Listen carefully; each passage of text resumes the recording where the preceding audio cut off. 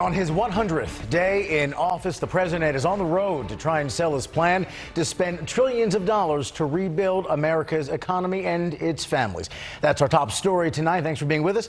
I'm Rob Nelson. And I'm Marnie Hughes. It was a key part of his first speech to Congress last night. $1.8 trillion for families, children, and higher education, including tax hikes for some of the country's wealthiest households. Combined with the infrastructure bill, it amounts to several $1 trillion in spending. President Biden also calling lawmakers to get a police reform bill on his desk by next month. And the Republican behind the rebuttal to last night's presidential address is taking action. News Nation Washington correspondent Allison Harris is live in D.C. tonight with both sides of those stories. Allison. Marty and Rob, fueled off his address to Congress last night, the president is continuing to campaign for his major initiatives, traveling today to tell the American people about his plans in person.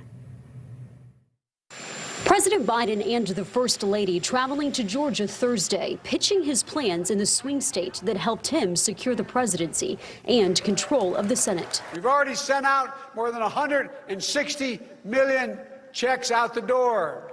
And I want to stop here and give thanks to both your Senators Ossoff and Warnock, for making it happen. Biden building momentum at a drive-in rally outside Atlanta. You began to change America, and you're helping us prove that democracy can still deliver for the people. The Bidens meeting with the Carters, Rosalynn and Jimmy, while in the Peach State. Former President Jimmy Carter, the longest living president at 96.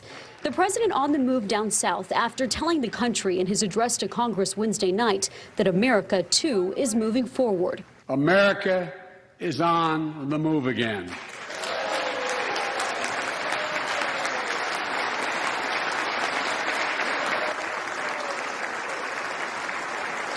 Turning peril into possibility, crisis to opportunity, setbacks into strength. Republicans pouncing on the price tags of his plans. They add up to nearly $6 trillion paid for by increasing taxes on the wealthiest Americans and corporations. We gave away a lot of money in a short period of time, and he's putting everything on the American taxpayer. President Biden also called on Congress to pass the George Floyd Justice in Policing Act to ban chokeholds and make it easier to prosecute police. He wants it done before the May 25th anniversary of Floyd's death. The country supports this reform, and Congress should act. Congress now fueled with new urgency. Republicans and Democrats meeting Thursday with the Floyd family attorney, as well as family members of George Floyd, Eric Garner, Terrence Crutcher, Andrew Brown, and Botham Jean on Capitol Hill. Thank you so much, Senator Booker. And they met with South Carolina Senator Tim Scott, who delivered the Republican response Wednesday night and is leading Republicans on police reform. I think the best thing we can do is keep in mind why we're doing what we're doing. It means more to these families than anybody else, because that legislation will literally have the blood stain of their loved ones. We will definitely need till we get this done.